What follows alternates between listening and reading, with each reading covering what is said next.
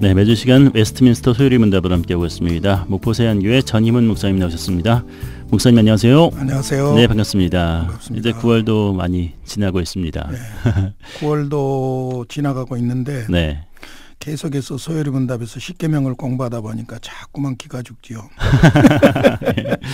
기가 죽는다기보다 또 하나님의 말씀을 바로 하니까 잘 대신, 지켜야겠구나 생각되죠. 대신 내 기가 죽어가면 네. 영이 살아납니다. 하나님의 영이 살아납니다. 네. 아멘. 네. 지난 시간 7계명까지 배웠고요. 오늘은 8계명으로 들어가는데 73문 제가 바로 읽겠습니다. 제8계명은 무엇인가? 예, 답입니다. 제8계명은 도적질하지 말라 하신 것이다. 네, 74문 제8계명이 명하는 것은 무엇인가? 답입니다. 제8계명에서 명하는 것은 합법적으로 우리와 타인의 재물과 산업을 얻고 또 그것을 증진하라는 것이다. 네. 자, 제8계명이 요구하는 것 혹은 명하는 것 혹은 8계명이 무엇에 관계됐는가 그 부분인데요. 네.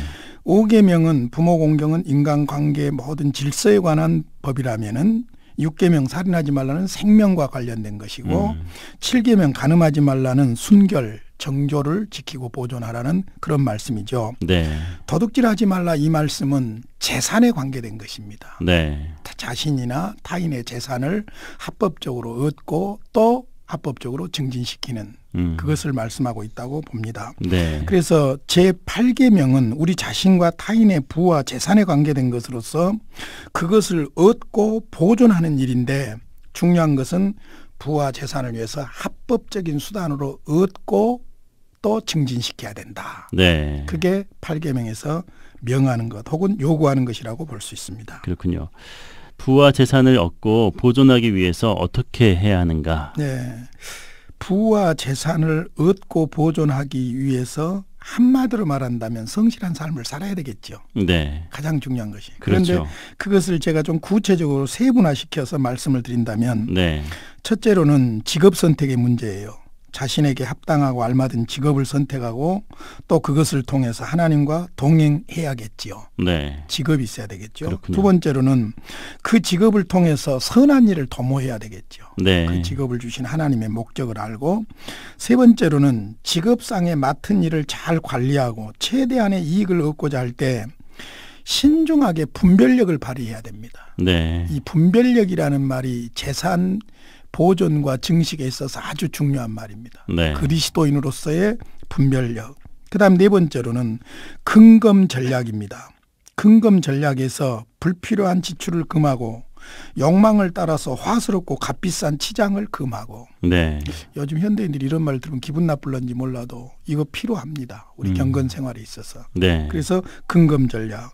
그다음에 다섯 번째로는 자기 직업에 성실하고 열심히 해야 돼요. 네. 심는 대로 거두잖아요. 기본적인 원칙은 심는 대로 거두는 것이니까 그렇죠. 일단 성실하고 열심히 살아야 되고 여섯 번째로는 우리의 노력에 하나님의 축복이 함께하기 위해서 하나님께 기도하고 현세적인 양식을 얻기 위해서 하나님을 진실로 의지해야 됩니다. 네. 예수님이 말씀했잖아요. 오늘날 우리에게 일용할 양식을 주옵시고. 모든 생명과 몸을 주신 하나님께서 생명과 몸에 필요한 모든 것의 공급자가 하나님이에요. 네. 내가 노력해서만 아니고 하나님이 은혜로 주신 거예요. 그러니까 하나님 앞에 기도해야 되겠죠. 네. 일곱 번째로는 하나님이 주신 것을 선하게 사용하고 누리고 궁핍한 다른 사람들에게 기꺼이 나눌 준비를 갖춰야 되겠죠. 네. 이런 것들이 바로 부와 재산을 얻고 보존하기 위한 방법이라고 볼 수 있습니다. 네. 우리 자신의 소유를 보호하고 회복하기 위해서 일반 법정에 호소하는 것은 옳은 일인가? 자, 이게 아주 중요한 일인데요. 이것은 이제 자기 자신의 재산의 손실이 불법하게 생겼을 경우 어떻게 해야 될 것인가. 이제 왜 이 질문이 나오게 되냐면은 성경의 두 구절을 좀 생각을 해 보셔야 돼요. 마태복음 5장 40절에서 예수님이 산상보훈에서 뭐라고 가르치냐면은 또 너를 송사하여 속옷을 가지고자 하는 자에게 겉옷까지 가지게 하며. 네. 송사까지 걸어왔는데 속옷 겉옷 가져가려고 속옷 가져가려고 했는데 겉옷까지 줘버려라 그거예요. 네. 그럼 이건 송사의 자체를 부정하는 것 같잖아요. 그렇죠. 그렇죠. 그런데 고린도전서 6장 7절에 보면 너희가 피차 소송함으로 너희 가운데 이미 완연한 허물이 있나니 차라리 불의를 당한 것이 낫지 아니하냐. 이 고린도전서 6장에서는 무슨 이야기냐면은 교회 안에서 교인들끼리 재판하지 말라. 일반 법정으로 가지 마라. 그 말이거든요. 네. 자, 이 부분에 대해서 오해가 있는 거예요. 그러니까 우리의 재산의 권익을 보호하거나 회복함에 있어서 어떤 때라도 일반 법정에 호소하지 말라는 그런 명령이 아니고 문제는 네. 교회 안에 신앙적인 문제, 하나님의 자녀로서의 교회 공동체 신앙적인 문제를 세상적인 재판에서 판단받지 마라. 네. 그 이야기죠. 그러나 하나님이 세우신 재판관이기 때문에 재판관도 하나님이 세우신 재판관이기 때문에 우리의 재산의 권익을 보호받거나 회복하기 위해서 소송을 제기하는 것은 합당하다는 거예요. 네. 그래서 그 부분이 착오가 없었으면 좋겠어요. 네. 네, 우리는 성경을 포괄적으로 볼 줄 알아야 되는데 그 문자에 잘못 매몰되면 이런 문제가 생기는 거예요. 그런데 고린도 교회 그 상황하고 또 예수님이 지금 마태복음에서 말씀하시는 것은 천국 시민의 기질에 대해서 이야기하는 거예요. 네. 천국 시민의 기질에 대해서. 천국 시민은 이렇게 살아야 된다. 그런 이야기죠. 그러니까 우리가 일반적으로 모든 관리들, 재판관 다 이런 거 하나님이 세우신 거잖아요. 그렇죠. 그러니까 합법적으로 자신의 권익이라든지 재산의 보호라든지 회복을 위해서는 소송할 수 있다는 것이죠. 네. 다음 질문으로 넘어가서요. 다른 사람의 부와 재산을 위해 어떻게 노력을 해야 하는가? 다른 사람, 내 재산뿐만 아니라 다른 사람의 부와 재산입니다. 가장 중요한 것이 공평과 정의예요. 네. 공평과 정의.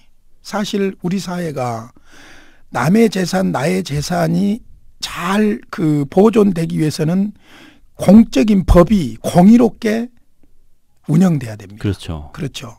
사실 우리 사회가 가진 자와 가지지 못한 자 이 간격은 누구도 뭐 어떻게 할 수 없는 부분이지만은 그러나 룰은 공정해야 되는 것이죠. 네. 룰은 공정해야 돼요. 그러니까 가장 중요한 게 공평하고 정의로워야 된다. 그다음에 공공의 이익을 지키면서 타인의 소유와 이익을 인정하는 것이죠. 네. 서로 인정을 해야 되죠. 그것입니다. 그래서 공적으로 공의로워야 되고 정의로워야 되고 사실은 민주주의에서 가장 중요한 것이 저는 이 공의, 사회 정의 네. 이 부분이 중요하다고 봐요. 안 그러면 예를 들어서 악랄한 사회주의의 변질, 공산주의의 변질인 이북 사회에서는 예를 들어서 지도자가 마음에 안 들면 총살도 시키고 뭐 이런 요즘 같은 세상에 엄청난 일이 벌어지고 있다고 하는데 그러니까요. 사실 그것만이 문제가 아니라 민주주의 사회에서도 네. 제도가 잘못 운용되면은 그런 억울한 일이 엄청나게 벌어질 수가 있는 겁니다.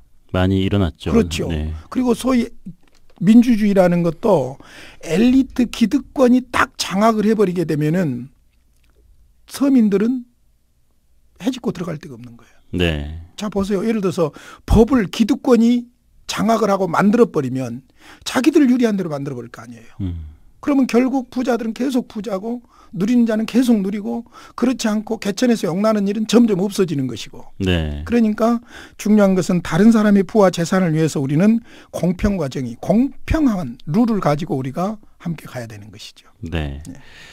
다음 질문인데요. 가난하고 궁핍한 사람들에게 대한 우리의 의무는 무엇인가? 아주 중요한 이야기죠. 내 것만을 얻기 위해서 몸부림치는 것이 아니라 네.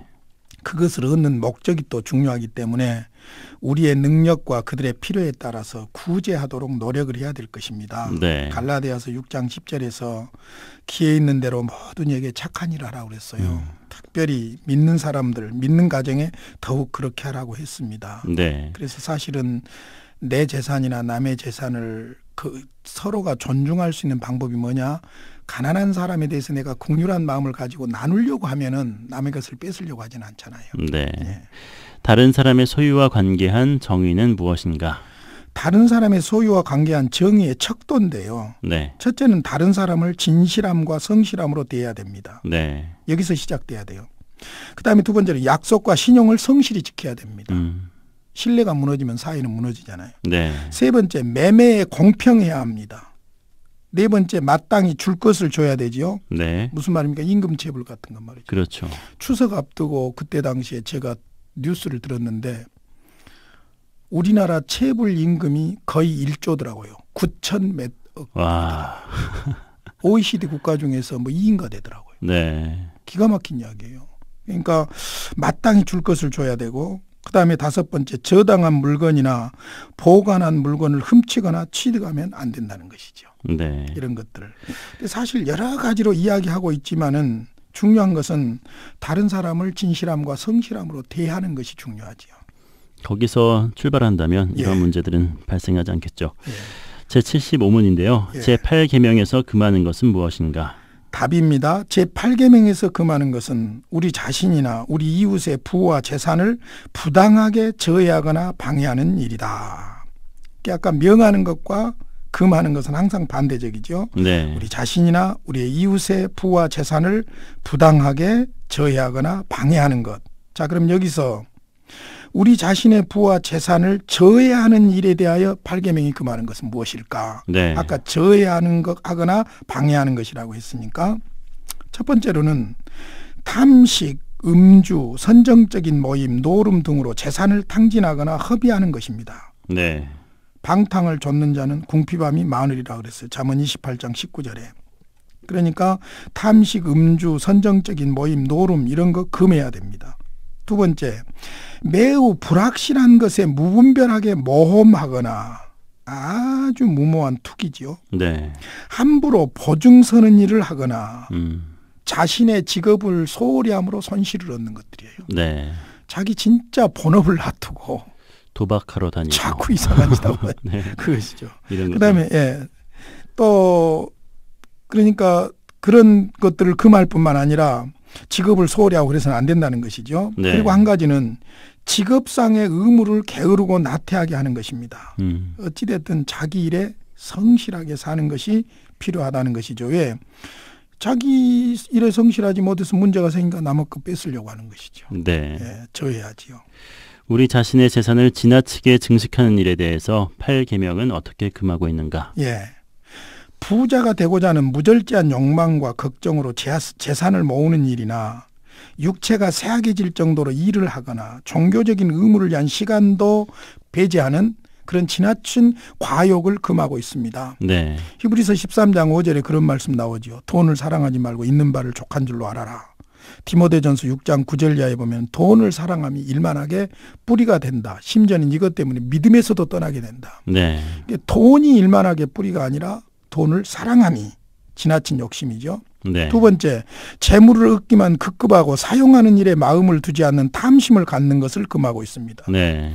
세 번째는 성물의 매매나 성령의 은사와 사제의 은총을 판매하고 또 그것을 시하는 등 부당한 행위를 하는 것을 금하고 있습니다. 네. 사도행전 8장에 보면은 점쟁이 시몬이 성령의 은사를 돈 주고 살려고 했죠. 그렇죠. 이런 것들. 네. 그다음에 네 번째는 공공의 정의를 굽게 만드는 뇌물을 주고 받는 행위를 금하고 있습니다. 네. 뇌물 받으면 잘못된 판단과 억울한 사람이 생기는 거죠. 부장 판사님도 넘어가더라고요. 부장 검사님도 넘어가고. 네. 예.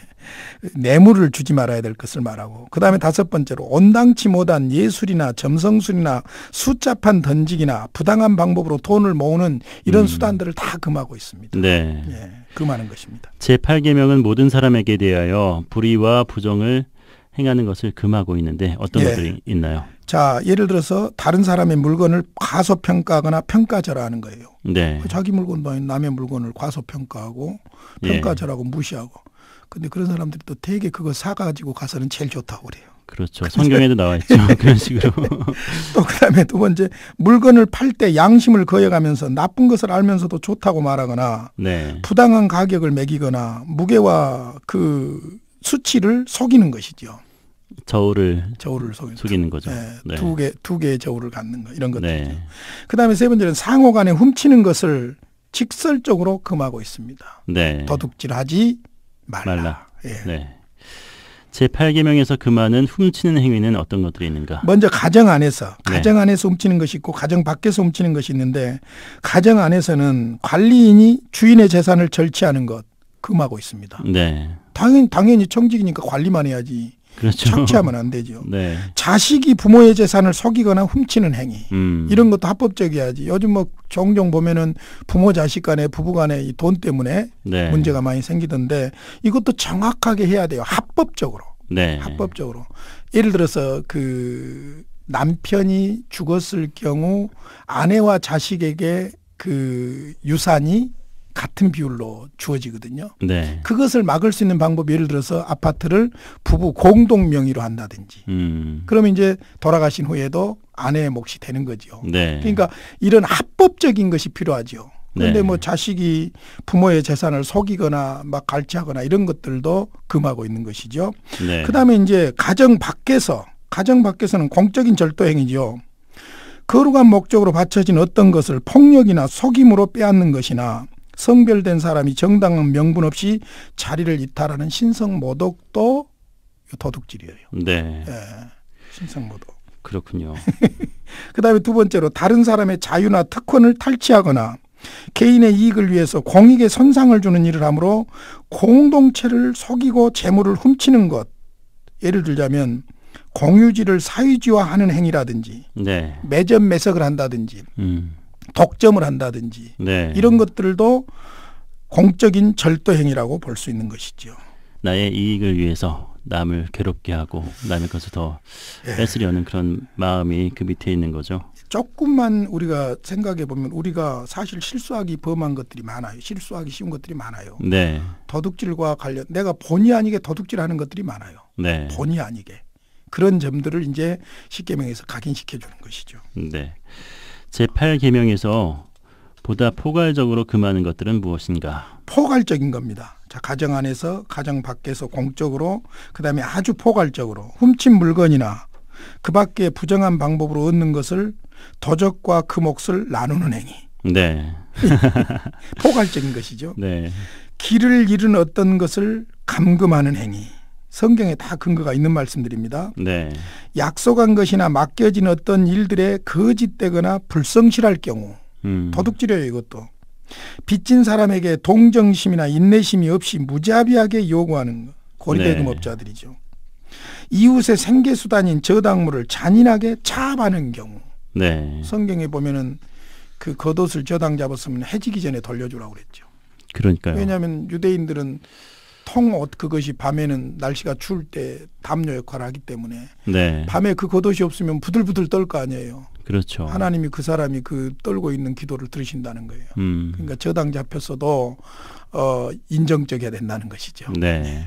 그다음에 당연히 제때에 지불해야 할 임금이나 품삯을 체불하는 것도 도둑질하는 거예요. 네. 우리나라 이 도둑이 많다대요. 그다음에 재산을 표시하는 명칭을 속이는 것, 생산지, 가격 뭐 이런 거 다